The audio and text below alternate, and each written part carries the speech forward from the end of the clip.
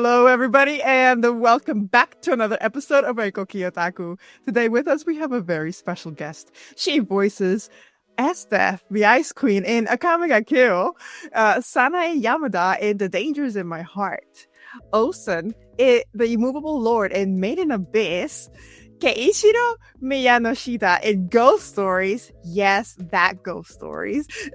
Izumi Curtis in Fullmetal Alchemist, Kouta in Elfen lead, and we're also going to talk about Lady Death and Teresa in Claymore. So without any further ado, please give it up for Christine Auten.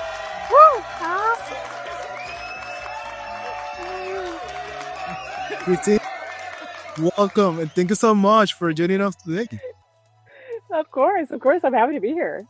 It's great. To be honest, I have a hard time making up the list because so many important characters that they are important in the industry, and damn, so I narrowed the list, but I still regret that I know I'm missing a lot of characters. So let's kick it off with one of the. Yeah. Should we go classic or latest, Kara? Let's go classic. Let's start with Esdeath. Let's go with Esdeath, classic. Yeah. Believe it or not, there's a lot of people who haven't seen yet Akame yet. Well, they should. They need to see it. It's a bit of a darker show, though, so it's not for the faint of heart. There is a lot of violence, some gore, but it's also a really compelling story, and it's great because it follows the good guys and the bad guys equally, and they're both given the same weight, and the characters have the same impact on you, and it's really interesting to sort of find yourself rooting for either side at any different point. And I really enjoyed actually watching the show along with being in it. So it was a really great experience for me. And your character, Esdeath. What's kind of... This is Esdeath. Oh my God. I'm going to play with my accent today. It's officially General Esdeath. She is a general. She won't let you forget it.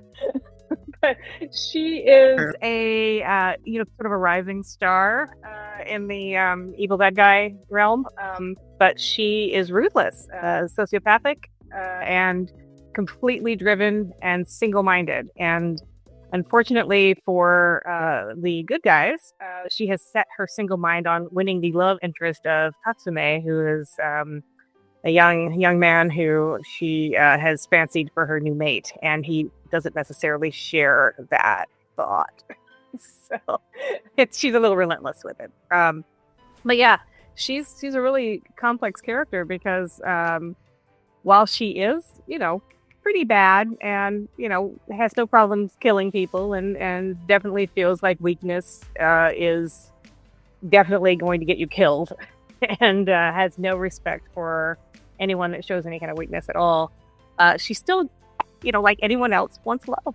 She just wants love, and she wants someone to share her life with, and wants to, be in a loving relationship with a partner who she idolizes, even if that idolization is, as a toy. Something she can just play with. But I think she truly loves Tatsumi. I really do. And I can't talk about it too much because if you haven't seen the show, there are a lot of spoilers I could get into, and I'm not going to do that. No, they've had years. They have decades. I know. But if you haven't seen it, it's, I don't want to ruin it. Actually, in our show, we do have a rule. If you haven't seen it after all this time, you're going to get spoilers. One, two. Yeah. We've noticed that a lot of people actually do like the spoilers and then go into the series because of the spoilers. Okay. Well, let's just say that it's a large cast, and at the end, it's not. Not at all. It's not a large cast at all. There's only 3 left. And they're gonna battle to the end, and she does end up with, she does get her love in a very convoluted and odd way, but yes, she does get her love in the end. So I kind of feel like Esdeath wins. No, I don't know if you're friends. Technically. I mean, she is her waifu. So how do you find the balance between a character that is gore, military, the general, ice queen, but also kind of sexy, kind of lovely. Yeah, well, she is nothing if not confident in every single aspect of her life. She is extremely confident. And I think confidence is sexy. So, and I don't have to play sexy, just confident. That's it. That's all I have to do. Yeah. She needs to And, be confident, and sexy. she also has no questions whatsoever about her wants, needs, or motives. So she has no problem saying exactly what's on her mind because she's always right. And so there's no subtext, there's no duplicity, there's no. She's a, I want you, and that's how it's going to be. That's it. And so I think that's how you strike the balance. I also don't. I play a lot of bad guys. I play a lot of bad guys, and I don't see them as truly bad. Everyone's got their soft sides and their needs, and not a lot of bad guys see themselves as bad. Actually, I think she might, but she doesn't care. There's the confidence. Yeah. But talking about characters that they might be looking bad, but they're not really good. You have also one important character with Ouzen from Made in Abyss, which is like a mixture of feeling of motherhood, but I know tough mom. Right. Tough mom. Let me first start asking, for those who haven't seen Made in Abyss before, which is a lot of people out there, how would you describe this lovely series that's not for kids at all? Yeah, so I didn't realize it wasn't for kids until I saw the first kind of violence. So, it was a little shocker to me. Kyle Jones, who directed it, didn't really give me a whole lot of backstory on any of this. And the way we record, especially with Kyle, this particular director, and a lot of directors do this. When I direct, I also do this. We take an anime with an actor. You record one actor at a time. And so we bring the first actor in who's on the schedule and say they've got, 3 hours worth of recording. And we take them scene by scene. So we do a dry run through the entire scene. And then the actor records that dry run as they see it for the first time, as they read it for the first time. We have the script on one side, the video on the other. And so you watch and read at the same time. And then you go back to the beginning of that scene and fix anything that didn't land right. And that's how we did this one. Kyle likes to actually go through the entire episode and then go back to the whole thing again, which is really interesting. So the first episode that my character appears in, I saw the entire episode as I was recording it for the first time. So yeah, it was a little shocking. It's just a tiny bit shocking. You're like, what? Because the main characters are so cute. They're just so adorable, and to have these adorable characters going through this just horrible ordeal. And the only thing that Kyle told me about Ouzen was that she was melodic. That she, has this melody of her voice that just sort of goes, and then I just fill in with what I see for the way. And Ouzen to me is really, really interesting because I think she's like, I would call her institutionalized. She couldn't make it on the outside. This is her world. This is where she is. This is where things make sense. And in this world, it's hard. It's a hard world. And the people who pass through it have to understand that and know that it's hard. And in each level they go down, it's even harder. And if these people came to her, and of course it's very special to her because of her background with the mother, she has to make sure that they're going to survive. And the only way to do that is to harden them up. You've got to harden them up hard and fast. And that's so I don't look at her as a malevolent force at all. I think she doesn't have a drinking problem. But, outside of a bad drunk or two, she means well. And I think Ouzen was the first character that we saw in the series that it showed the profile that they belong to the abyss at this point, because later on we have a character that, like you mentioned, they will not make it outside the abyss. Matter of fact, they lose their humanity at that point. Yeah. And Mating Abyss, I always, every time we go to convention, many times when I was speaking about Mating Abyss, and I would describe it as the beauty in the darkness. And one of the most, I think it was describing in the series that the abyss is something that the deeper they go, the more they lose the humanity, which is kind of weird, horrible, but beauty at the same time. They're stripped down. Yeah. And the fact that she was born, not Ouzen, but I'm spacing on the character's name. The child that the robot's protecting, that the android's protecting, was born in the depths of the abyss and raised up through it. Is, I think, one of the main reasons that she can survive going down again. Rico. Could be wrong, but yeah. But no, Ouzen's in there forever. She's not leaving. She's done. So with the spoilers, I know you with your busy schedule, kind of hard to stay up to date with the series, and the series still on production. We're still waiting for season 3. We have season 2. I think With what show? I missed what you're talking. Which with Made in Abyss? Mating Abyss. Right. Which one was the moment that you can remember from the series that really shocked you? Because there's so many shocking moments. So many. I think, oddly enough, it was the when she explains how her hair has formed into a helmet.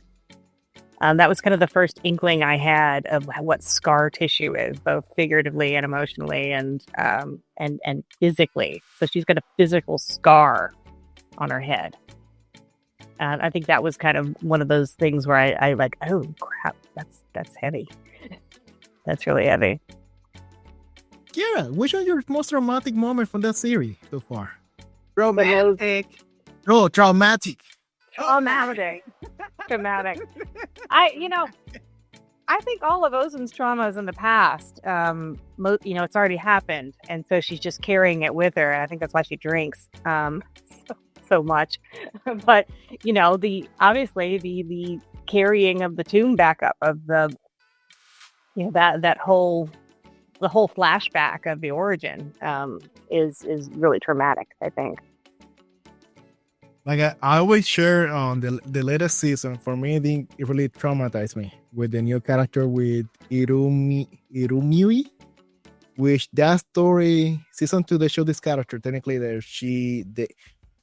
long story short, she ended up becoming something that she technically doesn't stop giving birth to dead babies with the hope that someday she will be able to have a alive baby. And I actually haven't seen the new season. So, my gosh. I haven't. Okay, wait, have you seen the movie or the movies? No, I haven't. I've recorded the video game, but I haven't. I haven't. Did you watch the first season? Okay. Did you watch the first season of the show? Yeah. Oh yeah, I have. Okay. So, first season of the show, like I always tell everybody, okay, well, you get some inklings in like the first episode, and then a couple of episodes in, still some inkling, but then you're like, why is it rated mature? And then you get to episode number 10, and it's like, what is going on? And then you get to the movie before season 2, which is Dawn of the Abyss, I believe. Yeah. And that one's like, oh, what the? What is new? I need to watch that one. I haven't seen that one. No, and then you get to season 2, and you're like, this show just loves a lot of gore and bodily fluids, and things that just make you really uncomfortable. I'm looking at Journey's Dawn and Wandering Twilight. Yeah. I feel like season 2 made season 1 to feel like Sesame Street. Yes. It's just to get you used to everything, and then they start piling punch after punch. Piling on the dark. Piling on the dark stuff. You create so many traumas in me. Think about, of course, fictional situations that you're like, how in the world? And even water, I mean, a small spoiler, while your thing is water over there is something traumatic. You're like, how the, I mean, also whoever's thinking about this, because the author, the writers, oh my god, Now I need to watch it again. I haven't seen it in so long. It's been like 3 years since I've seen it. I really need to see it again. I need to see the whole thing again. it's beautiful. I promise you, the next season is going to get darker. Let's see it. We're on season 1, 2. Wow, there's a lot more seasons than I thought there were. Now, so when you do, make sure that you watch, of course, season 1 all over again. Then go to Dawn of the Abyss, the movie with Han Drude. And because the other movies, I think one of them's just like a recap. So the really important one is Dawn of the Abyss, and then you get season 2. And yeah, make sure you have somebody next to you for emotional support. Oh, but you're gonna need it. Yeah. Oh, that's funny. Yeah, I'm looking at this right now. Okay, cool. Yes, it's on my watch list. Yay.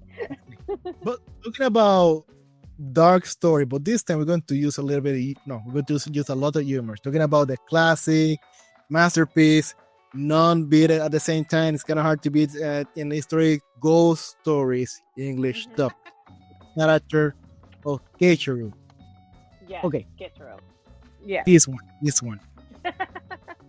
Well, there's a lot of misinformation out there. A whole lot. Before we talk about that one, might I say the always fun tidbit for those of you who've never watched it, who've never seen this classic. This anime was actually, obviously, when it first made its debut in Japan, it was not that good in terms of reviews or anything. And then I always call it the Renaissance the first Renaissance in the West, in America, when in the early 2000s, all of the studios were just like trying to look for any anime they could get their hands on, and be it big or small, it doesn't matter. So they grabbed that one, and the studio said, okay, you can change everything about it except the names. I have to go back a little bit because some of that's not right. Perfect. I love that then. I was waiting for it. Perfect. I love it. It wasn't necessarily about grabbing up any. There were only 2 major distributors of anime in the North American sector. That was ADV and Funimation. And usually licenses were sold in bulks. And that's kind of how those deals happened. Ghost Stories was put in a bulk as a take this too. Kind of thing. So it was a bulk license kind of deal. And so when it came to ADV, it was just sort of one of those throwaway shows. We have a lot of those. We actually did a ton of those. They were just kind of thrown in. You get some big titles, but you also take these. And one of the cues was, and you were absolutely right, that the one thing we couldn't change the ghosts. The general plot had to be the same, and the legends had to be the same, and the ghosts had to be the same. And the names of the characters the same. Other than that, we could do whatever we wanted. And it went to Stephen Foster first. And Stephen Foster was a director, writer, producer there at ADV Films. And he was already known for taking some liberties with some shows. He'd gotten into some trouble with some fans for updating some of the language in some shows. But here's the deal. Back when this was being recorded, even before when I first started at ADV, there were only like 7 of us actors and 2 directors. There was 1 director when I first started, and then we added 2 more. Then we added 3 more. But we started with a very, very small team. And our original translations from the Japanese were terrible. And they, were pretty like word for word realistic, accurate, which means they made no sense in English. And like if you were to put it through Google Translate and just like the raw data, even Google Translate's better now than some of this would be. And so it wasn't updated for a Western ear at all. It wasn't, and now there are AIs that do it that are way, as far as Google Translate goes, that can conversationalize and fit it into another cultural reference. But right now, back at this point in time, no. And the translations we got were pretty bad. And so we had writers come in and take those translations and write them to the anime for American audiences specifically.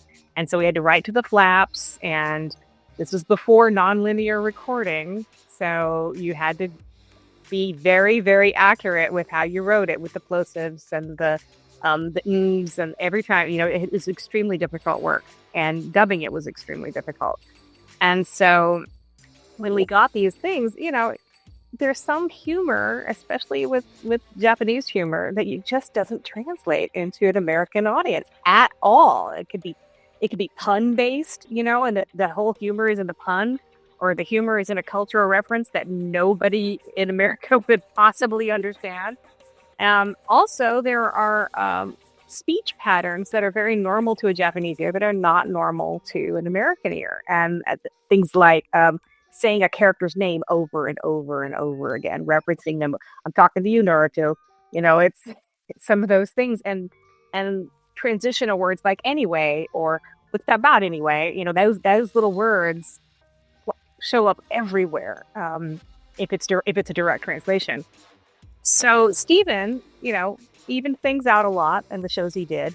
Sometimes he'd take it a little too far, and he would, put in some extra character stuff that was nowhere in the Japanese anywhere. And back then, this was like in the late 90s, early 2000s. The anime fans were purists, to say the least. They were extremely pure, and the only thing they'd been exposed to was, the dubs, or subtitles rather. And so they were very, very upset when things strayed from the subtitles. And as audiences got more and more used to seeing dubbed work, they started to understand and appreciate the dubs better, and they weren't so picky. But back when this happened, when Ghost Stories came to us, Steven was already the one who was very well known for changing things.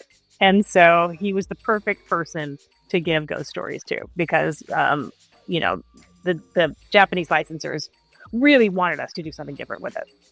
And so he took that script, that translation and the script, and he made something completely crazy and insane and funny and bad. Some of it's really bad.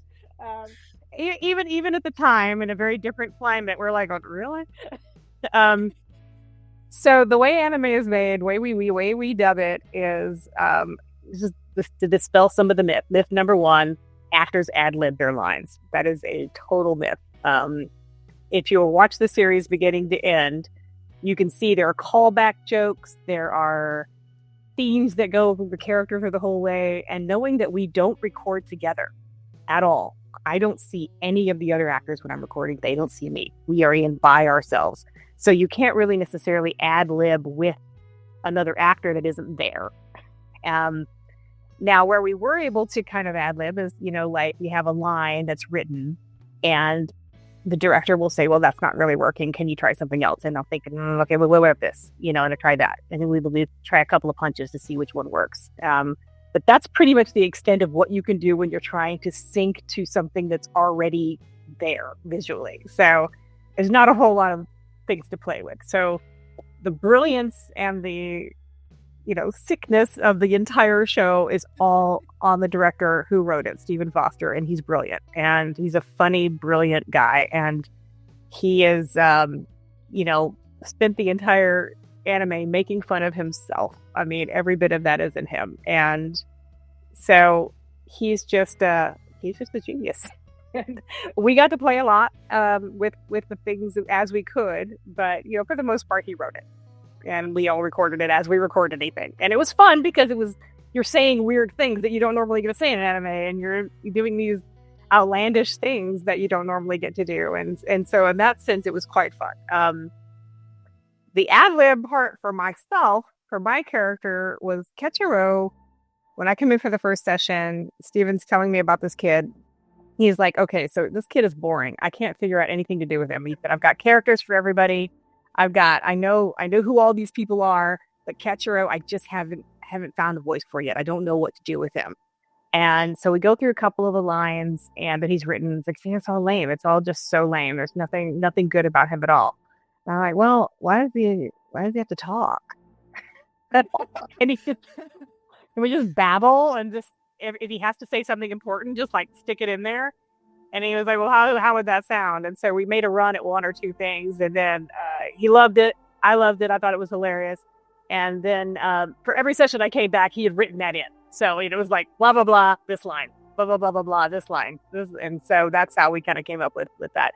And I imagine that the other characters were fairly similar. And as he was writing it, he wrote for those of us who were in it. He'd already cast us. So he already knew who he was writing for. So in that sense, the actors did get to shape what we were doing. And we were all seasoned theater actors who were all knew each other very well, and we're all friends. And so it was just fun to know that we were working on the same thing.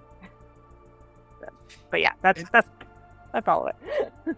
I love that you said, he babbles, because I remember when the show started, the first few episodes, he's talking, and then it just progressively starts babbling and not making any sense whatsoever. I'm like, what happened to this character? Why is he not saying an aneurysm? I'm like, why is he not saying one single coherent word? But that makes so much sense.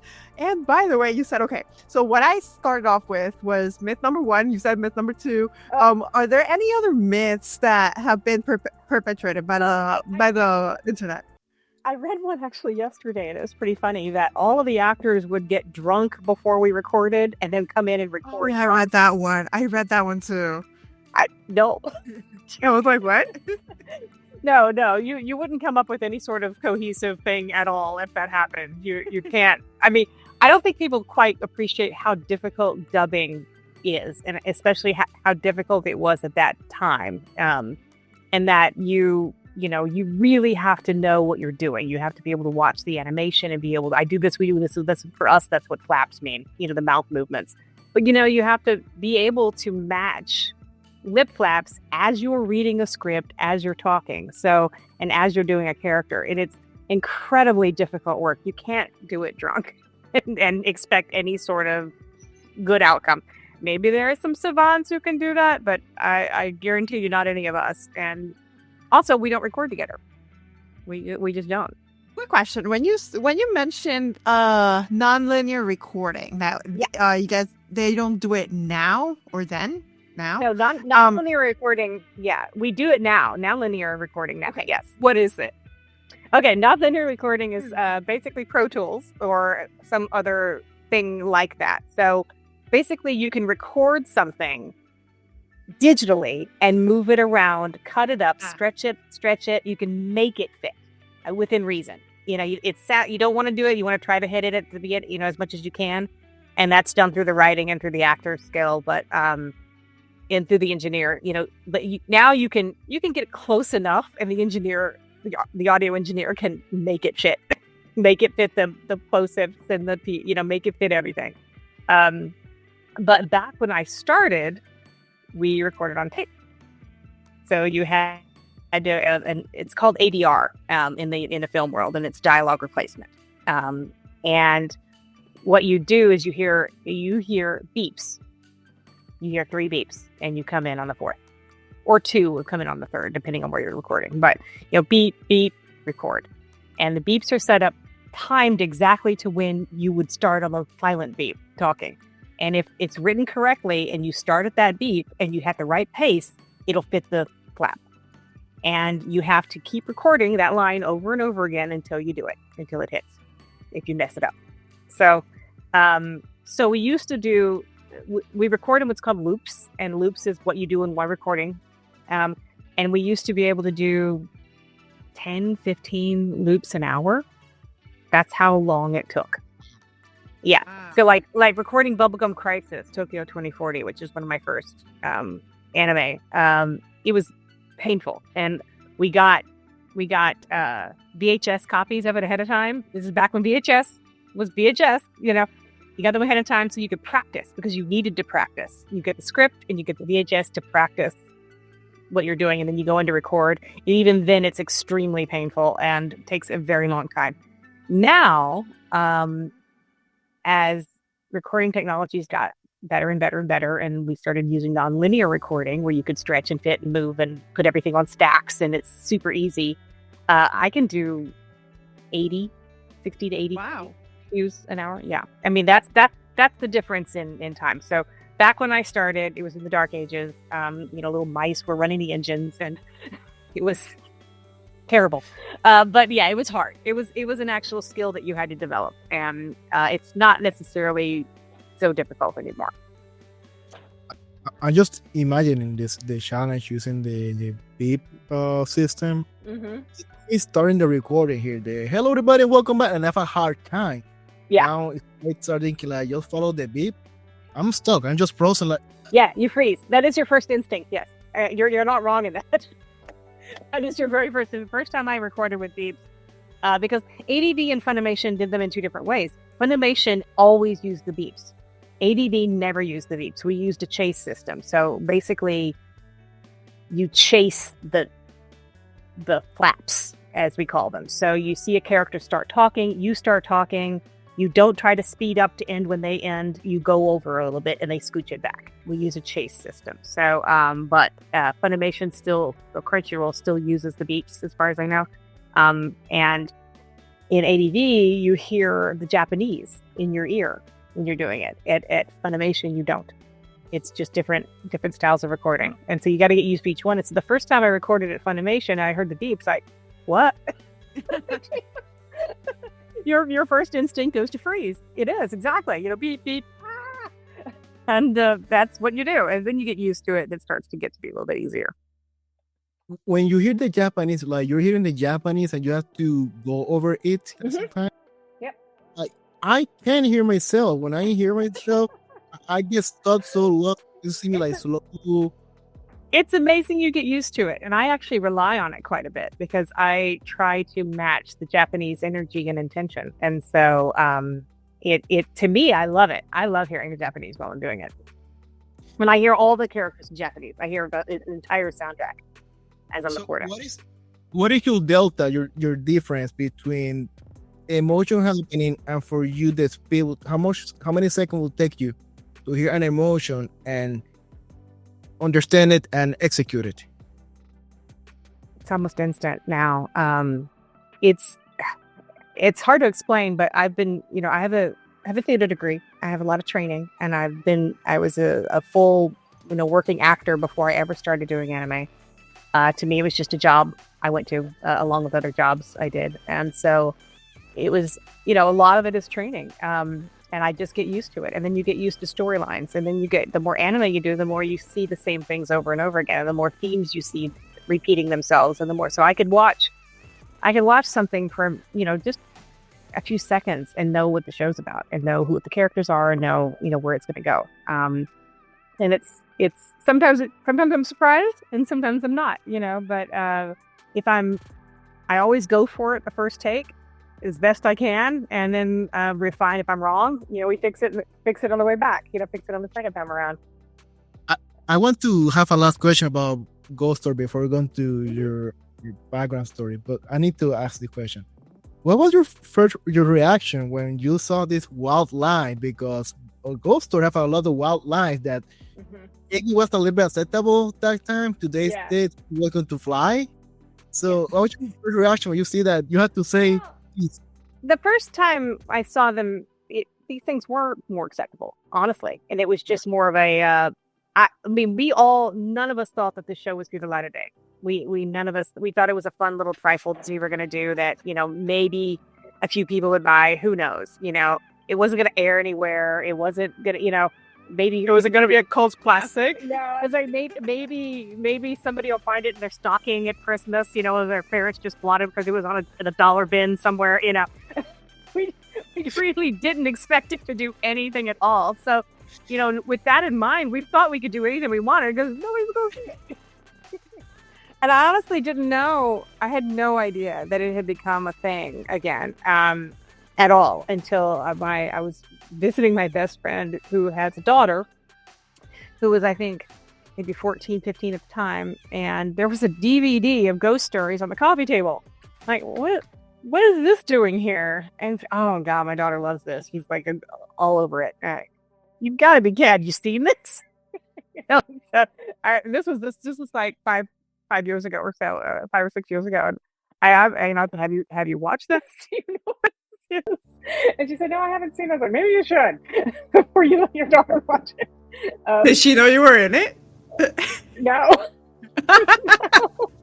She ever know about it? Yeah, I told her, but yeah, no, but she didn't know at the time now. And it's pretty funny.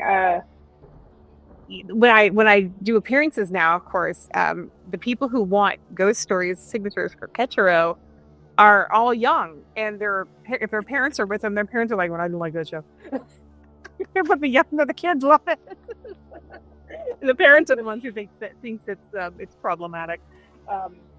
But I mean, if you watch this full show, you kind of get the idea that it's really jabbing at our notions of ourselves, and it begs us to take things a little less seriously in a lot of ways. And I think that kids find a lot of resonance in that. I don't know.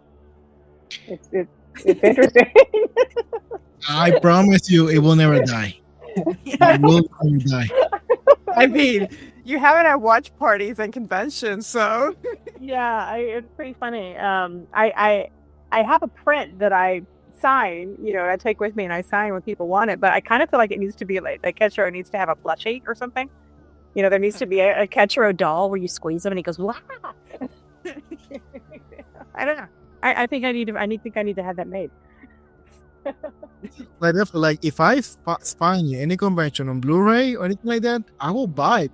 The National Anime Treasure. It's a treasure that you want to have, but you don't want your employer know that you have that. I love the print I sign is one of him in his pajamas, in the cowboy pajamas, in the cow pajamas, and so I always ask, like, do you want the quote that goes with this picture? And where will you be keeping it? I was this close to say the lie, and I was like, and you should know. I mean, Steven is the guy who directed it and wrote it. It's a very proud out gay man who is also very Christian and very devout. So, I know that's kind of surprises people too, but yes, he is. That's so interesting. I think that's one of the part that people love. There's so many groups that can get offended, but those groups, they love that comedy because I think we all know that there's no bad intention on it. Just no, because he was writing about himself, and in that's in that sense, and one of the actors is gay, and it was just one of those things that we all thought it was hilarious. National Treasure Anime, National Treasure Paradise. Sorry, Christian, but we keep. I'm sure if any company do like a special edition ghost story, trust me, it's sell very good. What I love to see though is when people don't know that I voiced Keiichirou and they came to talk to me about Esdeath, and they see Keiichirou, the Keiichirou and Esdeath is the same person. I think I love to see the shock on people's faces from that one. Okay, so how do you manage to anime world? Because it's very different from today's day, where technically big market back then. Little market, yeah. I think no one knew what anime was at that point. I was an actor, and I went on an audition. That was pretty much it. And I had a tape. I had a demo tape that actors have, and I did voiceover. I did, industrial films, where you explaining medical procedures or, the oil and gas company. And I did phone answering systems and things like that. And I'd already done a couple of movies and commercials and stuff like that. I was a working actor. And I did a lot of theater too. And a friend of mine that I was in a play with said, oh, I just did this job at this new company. You should send them your tape and go audition. So I did, and I sent in a tape and a inquiry letter like you do, and heard nothing, found nothing for like a year, and then I completely forgot about it. Went on about my life, did other things, did other jobs, and then I get a call from Matt Greenfield saying that he found my demo tape in a bottom drawer of a file cabinet. And listened to it, and they were had a new show and they wanted me to come in and read for it. And so I did. And they said, well, before we put you in this big show, let's put you in this little show and see how you handle the dubbing, because I've never done ADR before. And so I did, I think, a show called White Compiler. White Compiler. It was a long time ago. And they liked it. So they brought me in to do Chris in Bubblegum Crisis, Tokyo 2040. And that was a big main character. And then I just became one of the stable of, there were 7 of us, I think, at the time. Me and Spike Spencer, Tiffany Grant. Who else was there? Later on, Rob Mungle was added, Jason Douglas, Chris Patton, Monica Rial, Hilly Haig, Lucy Christian came in like 5 years later. But yeah, we it was fun. It was just it was an odd, weird job. And it paid, and I was like, well, this is pretty cool. It's kind of a fun thing to do. And I didn't have to be on camera, so it didn't matter what I look like. I'm used to being on camera, so I was like, oh, better. This is way better. And it was a new skill I didn't have, and so I was learning it. And I was young. I was like 26 years old at the time, and so it was just a lot of fun. And then it was just a small group of us doing these crazy Japanese cartoons, and we didn't know much about the industry or anything. And it just sort of grew and grew and grew until eventually I was writing scripts and then directing as well. And I did that for many years. And being a new product in the market at that time, did you have any like cultural shock seeing like a product with a different cultural aspect? Because when you compare American cartoon with anime, they're not the same. No, but I grew up watching Voltron and Speed Racer, and so it wasn't that shocking to me. And Thundercats, and those are all anime-based shows, and so the style was not unusual to me at all, and it seemed completely normal to me. So, it wasn't very different to me at all. It was the same pretty much. But we first released on VHSs. We had a volume had 3 episodes, and it took us like 2 weeks to film or to record 3 episodes, and then we come back and do the next 3, and then the next 3, and then and as part of our pay, we got the copies of the VHSs. So I had this massive VHS library of anime that eventually wound up in the half-price books. And so, well, because then they started doing DVDs, and I mass-produced everything with DVDs, and because they take up way less space. And so I have an immense anime collection because of that. But yeah, it was with VHSs. Yeah, and you'd find them at for the rental places, different time. And they weren't broadcast anywhere. Because where? And for those who they didn't experience VHS, guys, VHS was like 3 episodes per cassette. So but we also filled it out more. It's a little more fun because you got extras, and the times. The VHSs had little fold-outs that you could have little extra graphics in and stuff, and the covers were really cool. And there's a lot of extra stuff in there if you probed a little bit. And then when we started DVDs, we had a lot of DVD extras, and those were fun too. Nobody does extras anymore. I miss them. I know. I hate that. So I used to love growing up when I was a kid, and I had the VHS, and then when DVDs started coming out, and they were all the rage, and they were surpassing VHS. It was like, oh my gosh, behind the scenes here. How do we do this? How do we do that? But then when I put something in this day and age, it's like there's nothing. It's like there's the movie, and that's it. I'm like, I want more. It's nothing extra for fans, We used to make Kyle Jones and I and a group of us all used to make these really cool extras. Do you ever see a show called Mad Lax? No. Mad Lax. Okay, well, it's an older show. And it's a really cool show, but we would make these sock puppet versions of scenes, like with all the characters played by sock puppets, and those would be the extras for it. Or we would do these. It was kind of a Charlie's Angels kind of situation where Mad Lax was given her orders by a voice on a telephone, and his name was 3 Speed.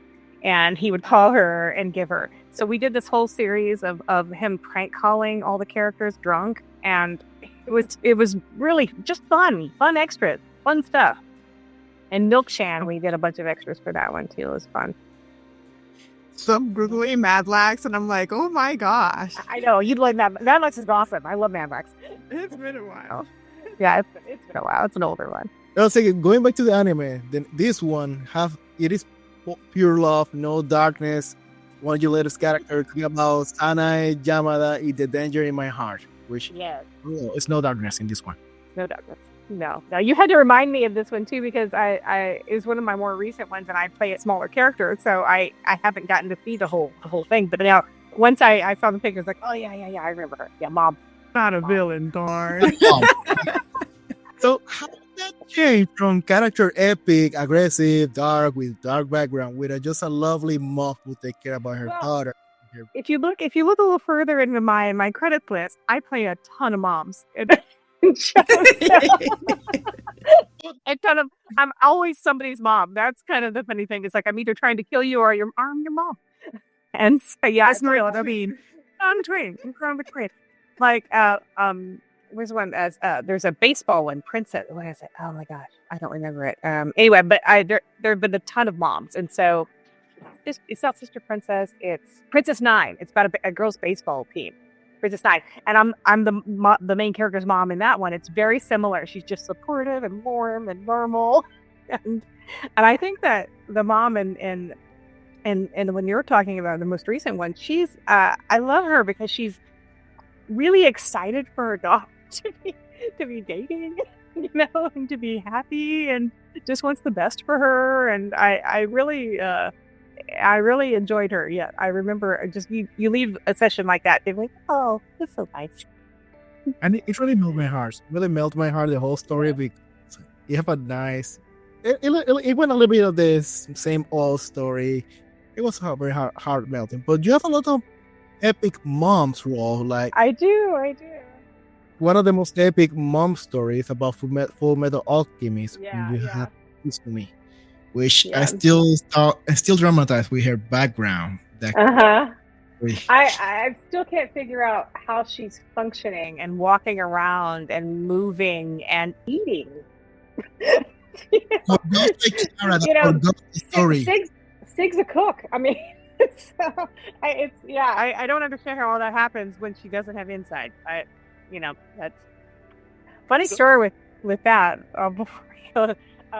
Again, when I go in to record, I did that at Funimation, Mike Farland directed, and he didn't tell me anything going in.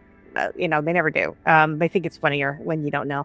And one thing he really didn't tell me was about the throwing up blood. He didn't tell me a bit. And so I get to that point in the scene, and she starts retching. So do I.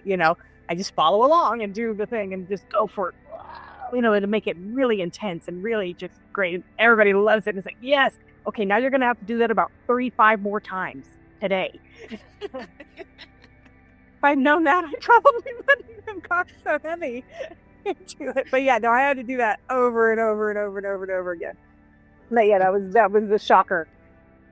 And background story for people like Kiara that forgot about what happened here. Izumi. It's been a while. It's been a while. Yeah, should I tell you? Want to tell? Yeah, you got it. Because transmutation is kind of a no-no. And she was trying to bring back her dead child. And there is an equal law of matter exchange. So in order to get matter, you have to give matter. And she lost her insides in the process, and it still didn't work. So it's very sad. So I remember watching.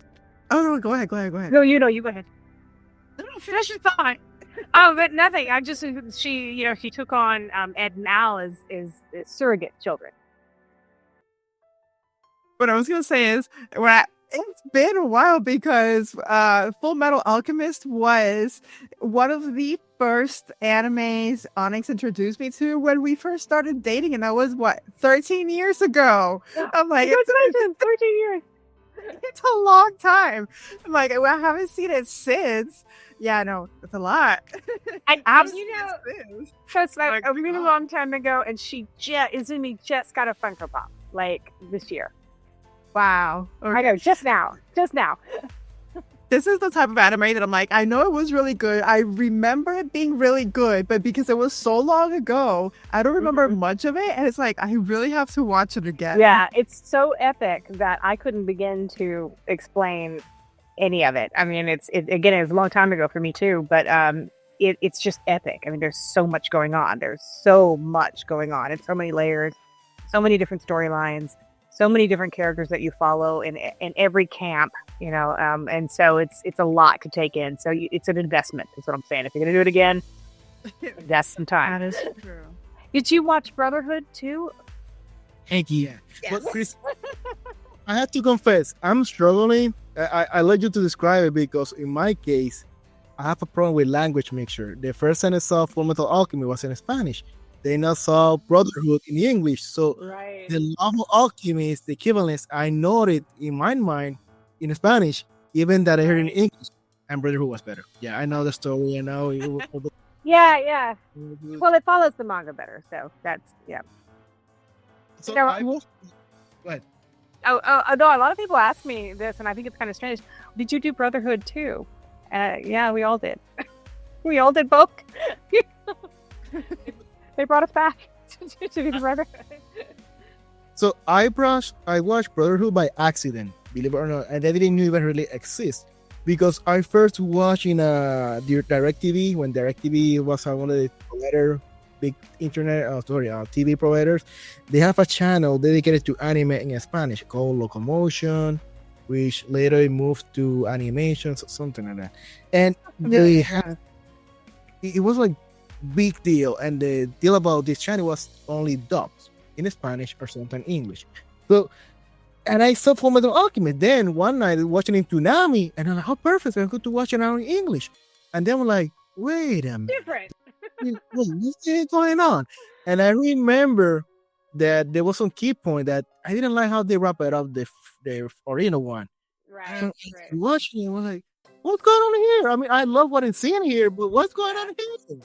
For those in your audience that don't remember, the first version got ahead of the manga. We passed it, and so the beginning part of the series follows pretty closely, and then it really deviates because we went faster than the manga. And so when the rest of the manga came out, they decided to do it again, closer to the manga, and new endings, new everything. And so and they brought us all back a few years later to do it. And I was resistant, I'll tell you, because the Brotherhood, as you both know, is a lot brighter. It's lighter than the original, and so I was used to Izumi being this sort of dark, foreboding figure that had gone through trauma and was just trauma forged into this hard creature. And then the first scene I had to do in Brotherhood, she's like, they're laughing, and I don't think I can do this. I don't get it. I don't understand. And then we got to the snow mountain scene, and I was like, okay, I get it now. I understand. And so then I started to like really relax into it, and I enjoyed this version of her too. I enjoyed it just as much. So for someone who hasn't watched any of the two, which one would you say watch first and then go to this one? Well, it depends on what you like otherwise. If you like dark sagas, go with the original. If you are a Game of Thrones kind of person, go with the original. If you're a Lord of the Rings kind of person, go with Brotherhood. I will say just go with both of them because They're different. Because Brotherhood has more comedy. However, they went more into the details of the character, which it really hit me harder because I was like, why is Izumi's story hurting more than before? Yeah. What's going on here? So there's more comedy, more visual at first. Yeah. But they go more dark into the story here. Yes. I like the explanation what's really behind the door on the Brotherhood. Okay. So yeah, I would say, whichever one you pick up first, that's the one you go with. But be warned, though, that a lot of times people imprint on the first one they watch, and True. Don't accept the second one, So I always ask people when they come to my table, which one they started with, what did they start with, and what's their favorite. By and large, though, most people prefer Brotherhood, I would say. Right. Even if they started with the original. And I feel like Fullmetal Alchemist was one of those first, also animation, but also in the movie and the film world, that it start getting people to start thinking like the antagonist not always is bad, or they're evil because a reason. Because back then it was just the hero and antagonist, and that's it. And for the first thing we see the homunculus were like, okay, they're the bad guy, but in Brotherhood, like, holy cow, but they're bad because they were made to be bad. They were made, yeah. They didn't ask to be made. They were made, and they were made badly, and they're the result of something going horribly wrong. And so, yeah, of course they're pissed. I would be. And yeah, it is art. It is, yeah, that's why Fullmetal Alchemist is one of those core series that, and I love the laws of the alchemist, the exchange equivalence. Those laws, I don't know. The one part is fantasy, the other part is not fantasy at all. But going in the dark mood, because we have to talk about a very famous series, Elfen Lee, where you have the character of Kouta. Another one. I was child Kouta, so I was Kouta as a child. Right. But you see the series, right? Yeah. No, in fact, that is the one show I've done in my life, and I've done this for 25, almost 30 years now, that gave me nightmares, and I couldn't sleep for weeks after I recorded this, and I kept having nightmares. I kept having nightmares of having to keep a preteen happy, or she would kill everyone around her. An unpredictable, hormonal, moody preteen happy, and I was like, that's just a nightmare scenario. Anyone who's had a kid knows that that's just a nightmare. You can't keep them happy. Keep them from having tantrums. Because her tantrums mean death everywhere. True. And I feel like I got tricked with that episode because I see the opening so beautiful, so elegant, the music, and suddenly it's show start, and I'm like, wait, what? How did we have this? I just remember, and it's been a long. I haven't watched it since, believe me, because I can't. I just remember the one scene where they're in the back of a bus, I think, when they're young, with their children, and they're in the back of the bus, and I just remember the whole time just trying to, like, don't say anything bad. Don't say anything bad. Don't upset her. Don't upset her. Just feeling this tremendous responsibility for keeping everyone safe by protecting this one person who's very volatile, and you don't know what they're going to do. And so, yeah, it was terrifying. It was absolutely terrifying. We had on January one for the convention we work at, and we have a panel just dedicated to anime music and openings, and I add this one. And when I start playing, everybody like, whoa, getting crazy. But they knew that on the opening, this is a part that they show movies. And I knew that for the organization, I need to censor it somehow. So they're like, hey, there you go. They're like, unsafe, guys. Safe. You didn't take me out, but we're laughing.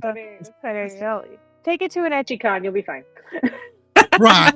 Over there.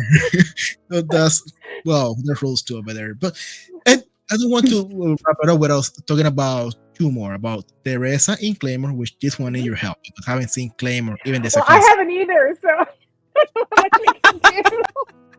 I was hoping you guys had. I don't know. And it's funny because it was the last appearance I did. Someone brought in this huge box set of the manga, and flipping through these things, I was like, gosh, I remember this, but I don't know anything that happened. But I remember it being just gorgeous and beautiful. And apparently it's streaming someplace now, so everyone's back into it. But the artwork is incredible, and I know that the character designs are really just like Mists of Avalon. I don't know if you're familiar with that book, but it's they're very fairy-like and noble and beautiful. So if you get a chance, look up the character design, because that's to me what is just amazing.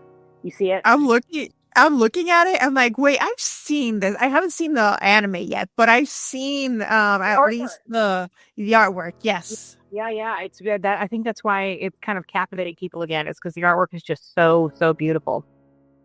So that's all. Add it to the watch list, everybody. Add it to the watch list. It's no joke because when I see here in my anime list, I look into the character of Teresa and it's like big fan. So I'm like, wait, what's going on here with Claymore? Yeah, I know exactly. It's weird. I would say same thing happened to me. I was like, what's going on here with Claymore? In fact, it was a show that I'd kind of forgotten about after a while. But fans remind me, and then I go look it up and see, what it is. What's going on. And do not let it behind because it just told us it is anime but not anime. Talking about Lady Death. Yeah, Lady Death. And that's another one that's gotten popular again. And I'm not entirely sure why. But Lady Death is a comic in the Evil Ernie series from Brian Pulido. I'm saying that wrong. And it's old. It's pretty old. It premiered in 2004, I believe, at San Diego Comic-Con. And what's unique about it is that it was a non-anime. It was a comic book, and it was a movie based on a comic book.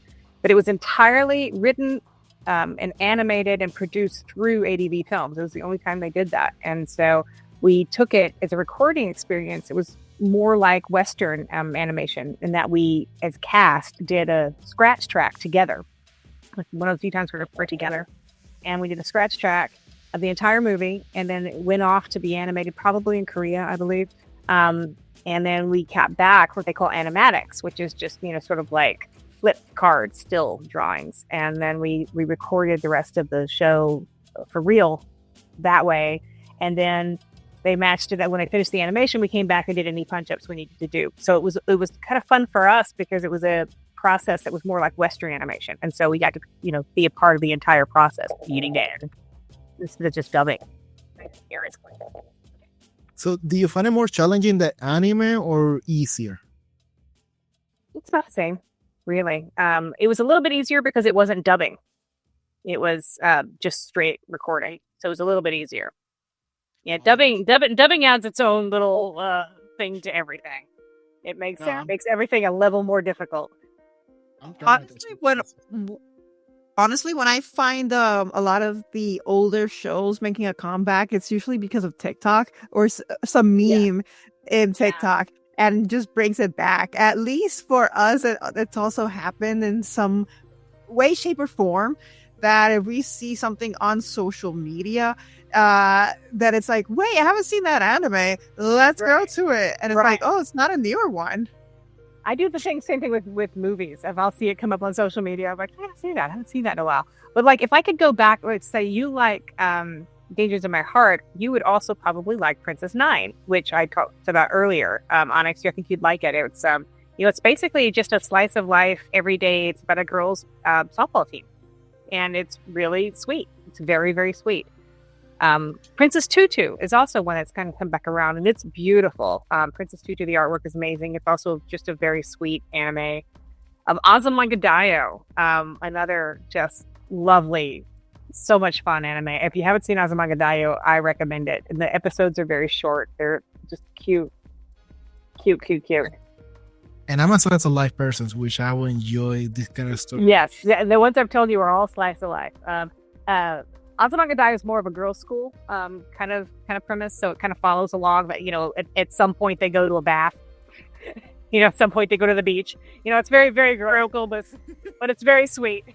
For some reason everybody goes to the beach, but it's very, very sweet. Bath episode, beach episode. Exactly. Can't miss those. You can't have a girls' school thing without that. Can't have an anime without that. At some point, for some reason, yeah. We're all at the beach playing volleyball. Well, Christine, thank you so much for everything. For those who are considering any voice acting career or anything similar, what's advice? Well, it's different now than when I started. I'm sort of grandfathered in a lot of ways, but it's harder now. I'll say that it's way, way, way harder. And geography, as it was when I was first started, is very important. So if you want to actually really make a professional career, It's called voice acting for a reason, because it is acting, and you have to act and you have to know how to act, and it's an incredibly difficult skill. The ADR is incredibly difficult, and acting training gives you something that most people don't quite understand. And they say, well, I'm really good at this and I can dub things and I make funny voices and all this stuff, but you don't have the language to talk to a director. And so when a director tells you to do something differently than you're doing it, you don't know how to interpret that and do it and put it into action. It comes across as criticism. It feels like criticism, but it's not. It's direction. And so people who don't have the training, and I've directed them before myself, and they just bring in and say, hey, this is my cousin wants to try this out, and I put them in and I do this. They melt down at direction, even if they could do funny voices all to the, but also they, you have to function in a booth, closed off booth by yourself. You have headphones on. And for the most part, you only hear what the director and engineer are saying when they let you. So you can see them talking and you can't hear them. And, if you have any bit of insecurities about yourself at all, that's where they start to percolate. And you start to get really nervous. And those nerves will get the better of you in a lot of ways. What acting training, like really good acting training, especially theater in front of live audiences, will give you is that extra skin, that extra edge. The main thing, before you get even your first audition for something like this, you need to be able to handle being talked to by a director and know what to do when a director says, give it a little more emphasis here or a little more feeling there. And, it's a skill you can develop over time for sure, but you come into it with a better vocabulary and a better sense of yourself and a better confidence in doing it. And then, unfortunately, there are two major ways to break into this, and it's knowing somebody who can get you an audition or going through an open call. And both are very hard. Because if you say somebody and they're like, oh, my cousin is, a director and they can get you in. And so they get you in, and if you miss that first one, if you don't do a very good job, they're not going to bring you back. And that's just the truth of it. It's a time constraint business. So they want to be able to clip through them and get you recorded and on to the next one. You've only got a small amount of time to do these things in. So they don't have necessarily time to hold somebody's hand and coach them through it and teach them how to do it. And so acting experience and training is pretty essential. Don't care how many good voices you can do, because most of the time they just want your voice, the voice you're speaking with right now. You just bring a memory to me. I was invited to shadowing or see one class of dubbing where they have the student, and in the recording, the technical book, there was the director and the audio engineer. And I remember seeing the face of the student when the director, he was like discussing with the engineer, like, okay, fix it. And you see the panic face of the student. Minutes. He's like, yeah, I can feel the tension on his face. He's like about to there. But because he only seen the director on the other side where he don't hear anything. And they're probably just talking about, changing the script or moving something around, nothing bad at all, but that's unfortunately your brain just starts to tick away. Right, because at one point he's like, I remember he's saying like, can you stretch that line, you make it a little longer? But from here I'm looking like, I'm like, he's thinking that probably he need to cut, or he's like a bad. Man, I see the guy in panic. I see the director, the voice of Bob, which in Spanish, he's like telling them, push Bob. In Spanish, like, can you just extend it over there here? Can you check out there? Yeah. Like, go over there, and then look in the face of the guy, the student, like, oh my god, I'm feeling so bad. Some directors will, and I do this, keep the Vox on all the time so that the actor can actually hear everything that we're doing. That way they won't get so nervous. Get so scared. Yeah, but I when I'm directing, I keep the Vox on. I keep it on all the time because it's just easier. Yeah, definitely. It should be heard. Thank you so much. For those who haven't followed you yet on social media. Oh, yeah. Social media. I do have an Instagram. I'm not, full disclosure, I'm not very active on Instagram, but I'm going to try to be. I'm going to start being, because I'm doing a lot more appearances. So I'm going to try to start posting a lot more. And it is at Christineon. That's it. That's CHRISTINEAUTEN, all one word, at Christineon. And so that's my primary social.